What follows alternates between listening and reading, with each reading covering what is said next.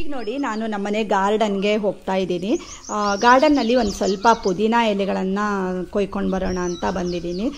ಪೇಟೆಯಿಂದ ತಂದಿರೋಂಥ ಪುದೀನ ಸ್ಟೆಮ್ಮನ್ನೇ ನಾನು ನೆಟ್ಕೊಂಡಿದ್ದೆ. ಎಷ್ಟು ಚೆನ್ನಾಗಿ ಇದು ಬೆಳ್ಕೊಂಡು ಬಂದಿದೆ ನೀವು ಇಲ್ಲಿ ನೋಡ್ತಾ ಇರ್ಬೋದು. ಮತ್ತು ಕೆಲವೊಂದು ಸಾರಿ ನಮಗೆ ಚಟ್ನಿ ಮಾಡುವಾಗ, ಗ್ರೀನ್ ಚಟ್ನಿ ಮಾಡುವಾಗ ಎಲ್ಲ ಪುದೀನ ಎಲೆ ಬೇಕಾಗುತ್ತೆ ಅಲ್ವಾ, ಆವಾಗ ಇಮ್ಮಿಡಿಯೇಟಾಗಿ ನಾವು ಇಲ್ಲಿಂದನೇ ಕೊಯ್ಕೊಂಡು ಹೋಗ್ಬೋದು.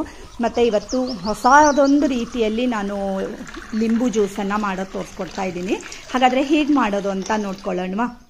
ಹಲೋ ಎವ್ರಿವಾನ್, ನಾನು ಸುಷ್ಮಾ. ವೆಜ್ ವಂಡರ್ಸ್ ಚಾನಲ್ಗೆ ಸ್ವಾಗತ, ಸುಸ್ವಾಗತ. ಫಸ್ಟ್ ನೋಡಿ, ಒಂದು ಮಿಕ್ಸರ್ ಜಾರ್ಗೆ ನಾನು 2 ಗ್ಲಾಸ್ ಆಗುವಷ್ಟು ನೀರನ್ನು ಹಾಕ್ಕೊಳ್ತಾ ಇದ್ದೀನಿ. ನಿಮಗೆ ಕೋಲ್ಡ್ ನೀರು ಬೇಕಂದ್ರೆ ಕೂಡ ಹಾಕ್ಕೊಳ್ಬೋದು.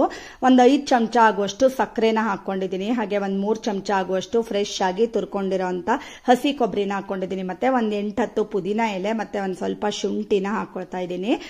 ಮತ್ತೆ ಒಂದು ಸ್ವಲ್ಪ ಉಪ್ಪನ್ನು, ಒಂದು ಚಿಟಕಿಯಷ್ಟು ಉಪ್ಪನ್ನು ಹಾಕ್ಕೊಂಡಿದ್ದೀನಿ.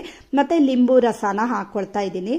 ನಿಮಗೆ ಹುಳಿ ಇನ್ನೊಂದು ಸ್ವಲ್ಪ ಜಾಸ್ತಿ ಬೇಕು ಅಂದರೆ ಇನ್ನೊಂದು ಕಡಿ ಬೇಕಿದ್ರು ಹಾಕ್ಕೊಳ್ಬೋದು. ಈಗಾಗಲೇ ನಾನು ಪೇಟೆಲೆಲ್ಲ ಸಿಗುವಂತಹ ಜೀರಾ ಜ್ಯೂಸನ್ನು ಮನೇಲಿ ಹೇಗೆ ಮಾಡ್ಕೊಳ್ಬೇಕು ಹೇಳೋದನ್ನು ಕೂಡ ತೋರಿಸ್ಕೊಟ್ಟಿದ್ದೀನಿ. ಈಗ ನೋಡಿ, ಮಿಕ್ಸರ್ಗೆ ಹಾಕಿ ನೈಸ್ ಆಗಿ ಇದನ್ನ ರುಬ್ಕೊಂಡು ಬಂದಿದ್ದೀನಿ.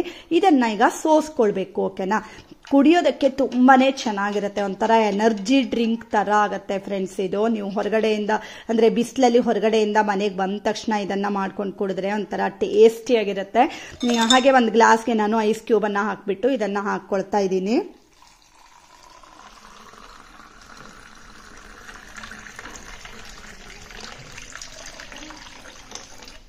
ನೋಡಿದ್ರಿ ಅಲ್ವಾ ಫ್ರೆಂಡ್ಸ್, ಡಿಫ್ರೆಂಟ್ ಆಗಿರುವಂತಹ ಲೆಮನ್ ಜ್ಯೂಸ್ ರೆಡಿ ಆಗಿದೆ. ಅದೊಂಥರ ಕಬ್ಬಿನ ಹಾಲಿನ ಜ್ಯೂಸ್ ತರನೇ ಟೇಸ್ಟ್ ಬರುತ್ತೆ, ತುಂಬಾನೇ ಚೆನ್ನಾಗಿರುತ್ತೆ ಫ್ರೆಂಡ್ಸ್.